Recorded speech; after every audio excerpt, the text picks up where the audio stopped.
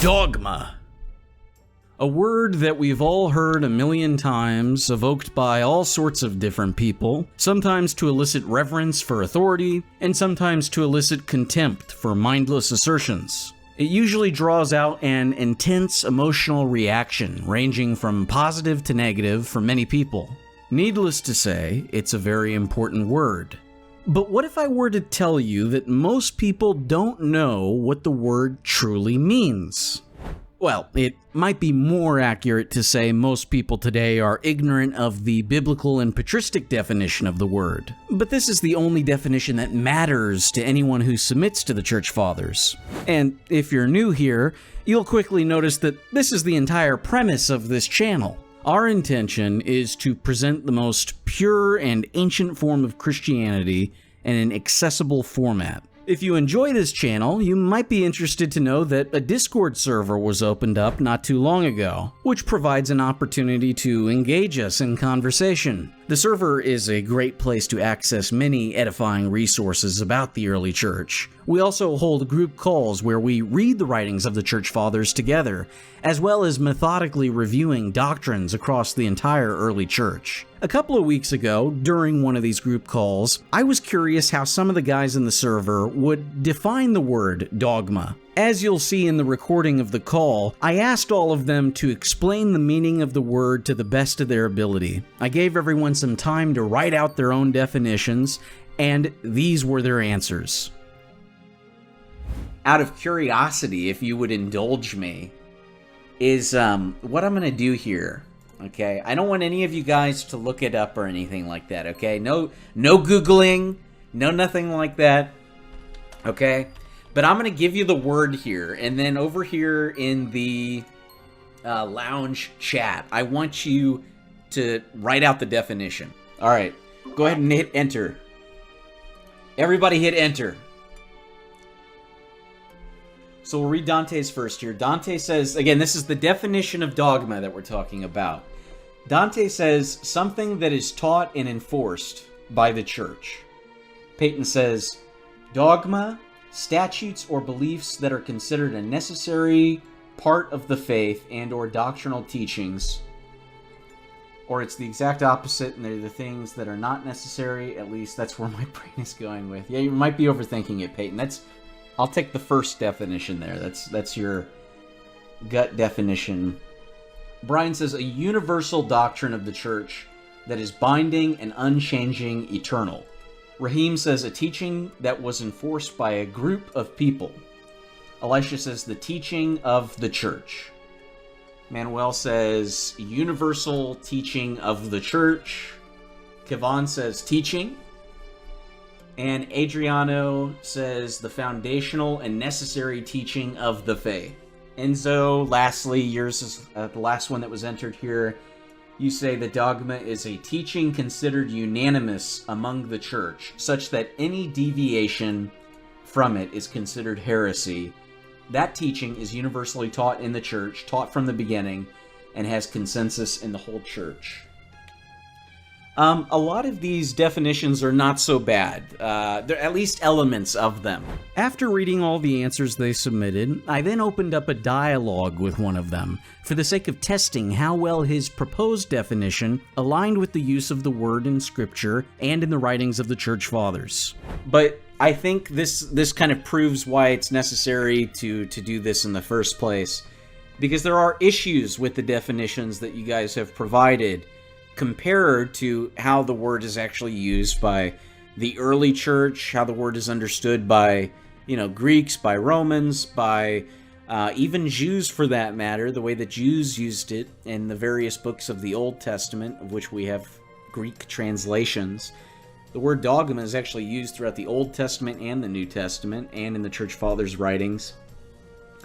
A lot of these definitions that you guys have given seem to be a little bit modern, I would say. And so we should work on refining our definition here to be a little bit more exact, a little bit more correct, basically. Okay, Dante, I'm going to do it with you directly here. So, going back to your definition wasn't too terribly different from everyone else's. Again, some different things being emphasized by everybody a little bit. It's just slightly different, but for the most part, I think everybody kind of has the same idea. You said, Dante, that dogma is something that is taught and enforced by the church. And you would mean the Christian church, correct? Yeah. Whenever you say the church, you're talking about like a dogma that is from the Christian church. Here is a little section from Athanasius where he uses the word dogma. And he says the Arian dogma. He's talking about sympathizers of the Arian dogma.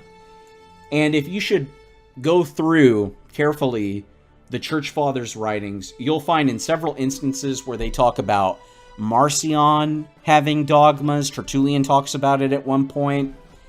A lot of Church Fathers talk about Arius having dogmas. So, Dante, from your original definition, you said dogma was something that is taught and enforced by the church.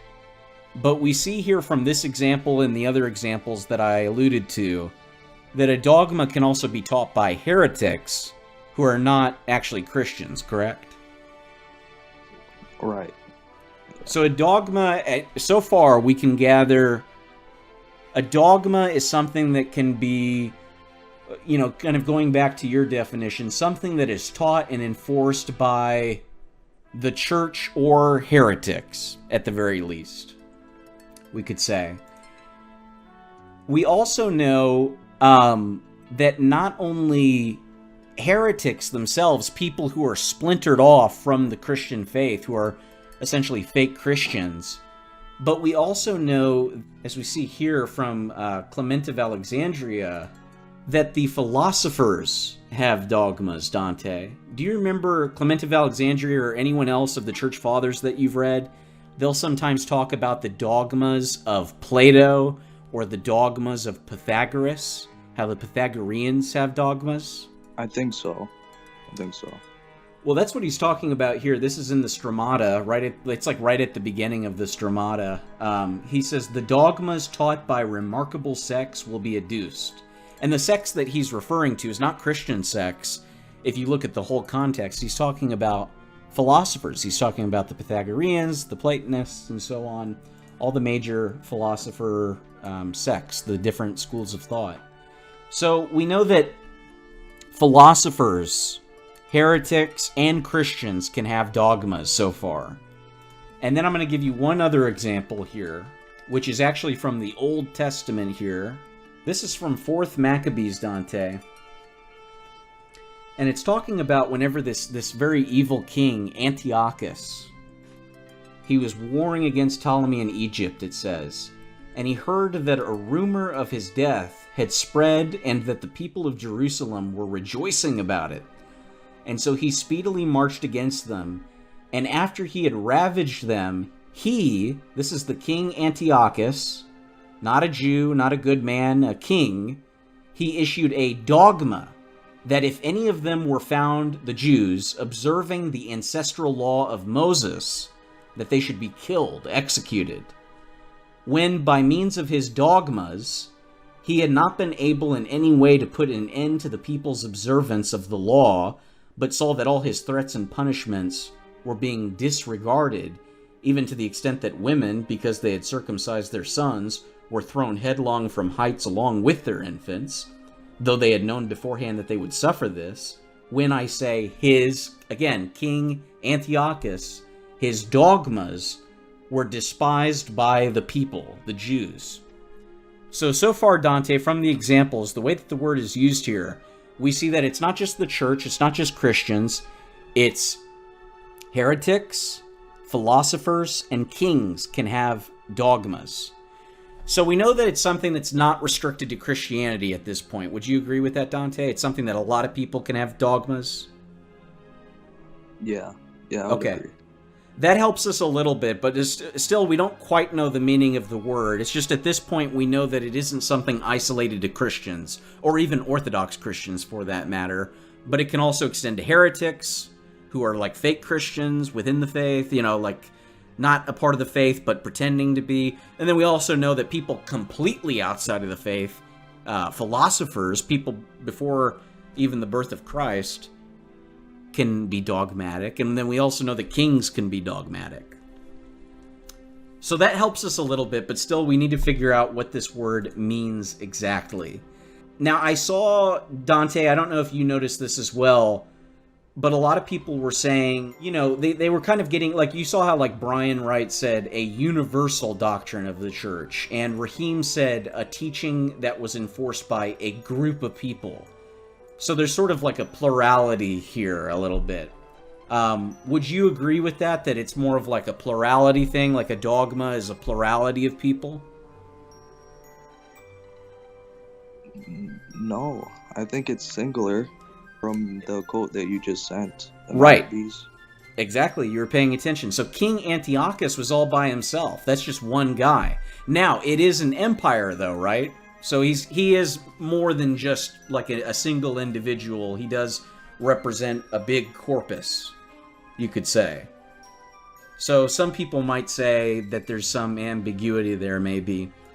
But I don't think there is. I think that you're right, and we'll stomp that out here to know for certain in a moment. But I agree with you, Dante, that obviously, so far we know that not only can Orthodox Christians be dogmatic, but also heretics, and kings, and philosophers, individuals and groups can be dogmatic, correct? Yeah. So I could be dogmatic, and another, a group of people, 10 people could be dogmatic, and then I all by myself over here could be dogmatic. Yeah. Yeah, I agree with that. I think that that's true. So to help us understand a little bit better, do you remember in the video that we had where I was defending Origen, do you remember that at certain points, Pamphilus and Sozomen and his church history, and then even Origen himself defending himself, they say that Origen was not dogmatic about certain teachings, certain things that he was talking about. Do you remember that?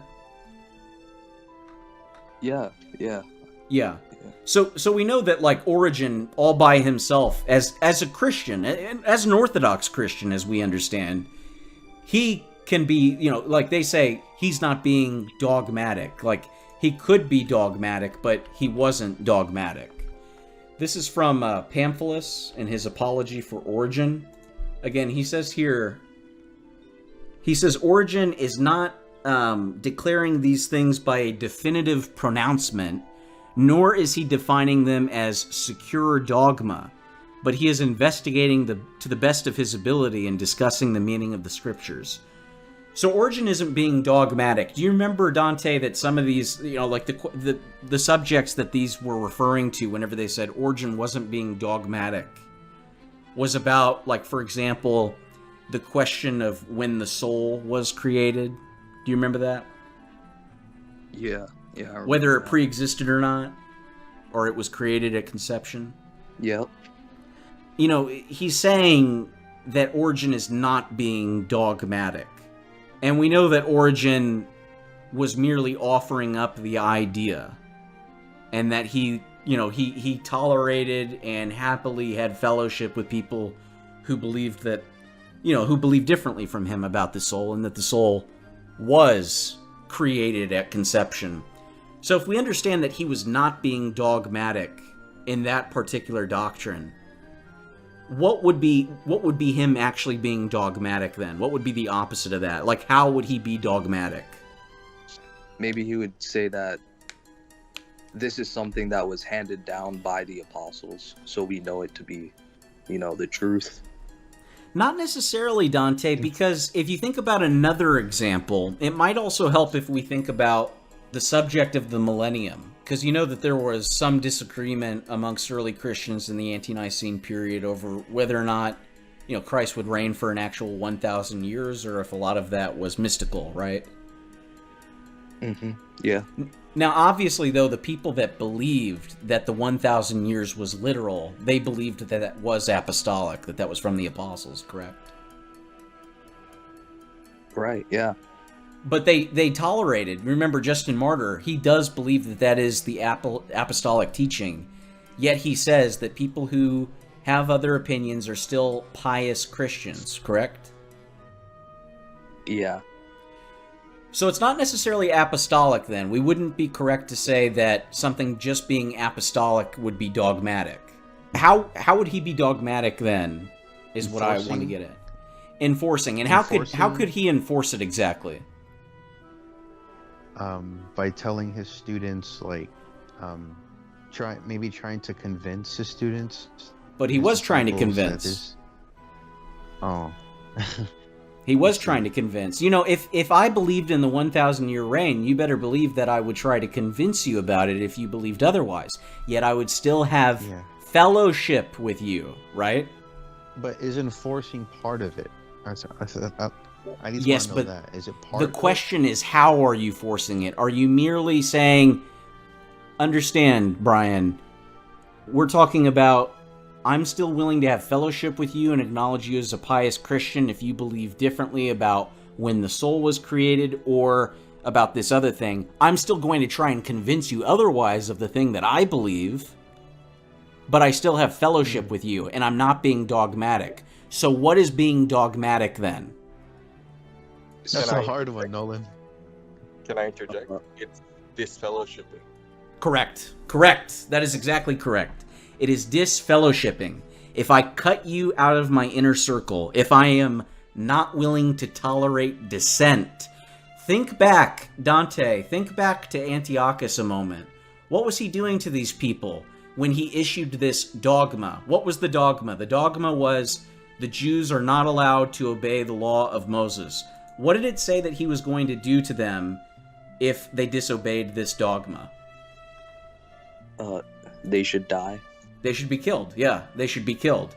So we know that it can be killing somebody, it can be executing them, cutting them off from life, from the empire, and then within a Christian context, it can be cutting them off from your fellowship, from the circle, from the people that you're willing to associate with. We also need to think back for a moment. We must remember that the Arians had dogmas, and that the philosophers have dogmas. So if they have dogmas, how are they cutting people off? They're cutting people off by saying, this is something that I'm not willing to bend on. This is something that we're not going to tolerate dissent over. If you disagree with this, you're not a Platonist. If you disagree with this, you're not a Pythagorean. If you disagree with this, you're not an Arian. If you disagree with this, you're not a Marcionite. If you disagree with this, you are not a Christian. So on and so forth. If a dogma, Dante, if a dogma can be held by an Orthodox Christian, can it be correct? Like a dogma can be a true thing then, right? Well, it can be true, but it can also be false. Right. And how do we know that it can be false?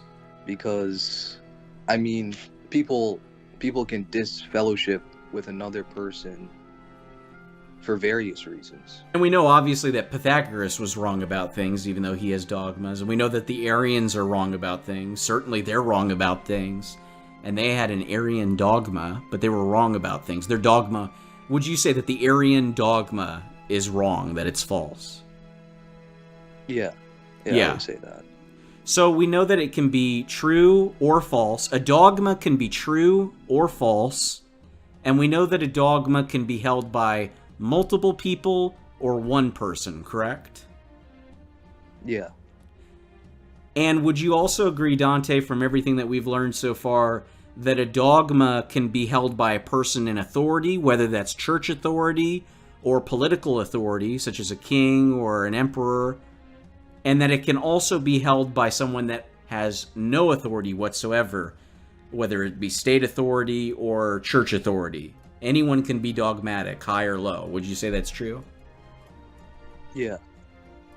So what ultimately is dogma then? If we finally settled on this, we know who is capable of being dogmatic, the amount of people it takes to be dogmatic. What would be the definition of dogma at this point, would you say? A dogma is a belief that either a single person or a group of people believe and enforce in a way that they would disfellowship with someone who would oppose that belief. Yeah. It's a point of contention that they're not willing to tolerate dissent over, would you say? Yeah. Yeah. Also, about the truth, it being true or not. Yeah, that it can be true or it can be false. So we can sum it all up here. You know, there's true dogma, there's false dogma, there's group dogma, and individual dogma. And so therefore, it wouldn't necessarily be correct to just define the word dogma as the true thing that the church teaches, or that the universal church even teaches. It would be more correct to say, you know, if there is such a thing as a false dogma and such a thing as an individual dogma, then it just simply comes down to all the word dogma means is something that you will not tolerate dissent over.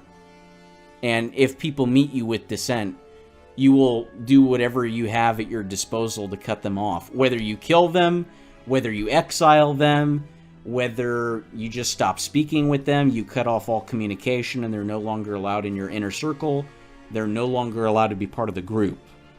That's what dogma is.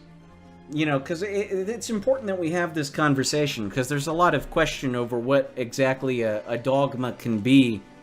If you ask, you know, if you go back, even if you don't ask, if you go back and listen to some of these calls that Luke has done with some of the Cathodocs before, I think it was some of the from the Orthodox sect, they would say, you know, don't you know what dogma is, Luke? And Luke would say, why don't you tell me what dogma is?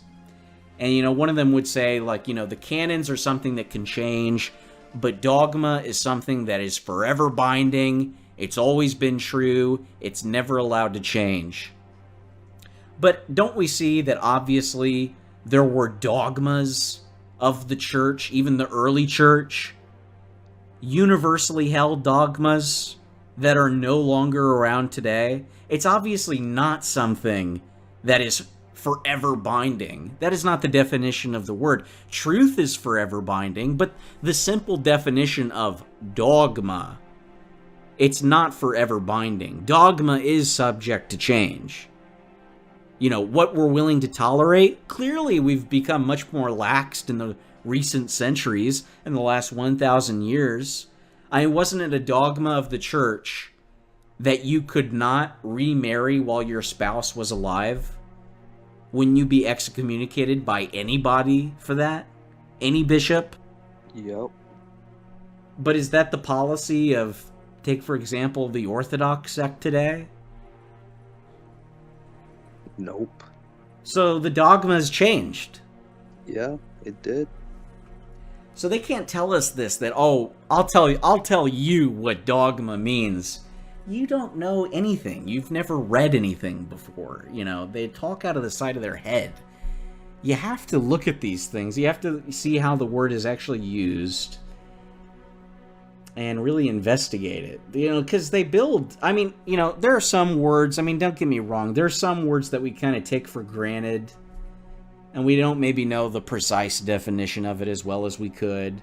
So it's not as if we necessarily have to do this with every single word that we come across, but, you know, whenever we're talking with the Cathodocs, they always want to make a big mountain out of this word, dogma. They say, well, you know, that's not a dogma of the church. They you know, as we continue to speak with them, you guys are going to hear this a lot. You know, whether we're talking about bowing down to and serving lifeless images made by men's hands, whether it has to do with adultery or remarriage, or any of the other things, you know, they'll say, well, that wasn't a dogma. And they're going to say, because dogma is something that never changes. We've held on to the dogmas. So you might notice that we're not perfect in everything. We might have changed some things from the early church, but those were only the things that we were allowed to change, you must understand. We've kept pure the dogmas, however. And that's like their whole selling point. That's their whole get out of jail free card. That's their way of evading you. But now you know they're lying to your face. They don't even know what the word means.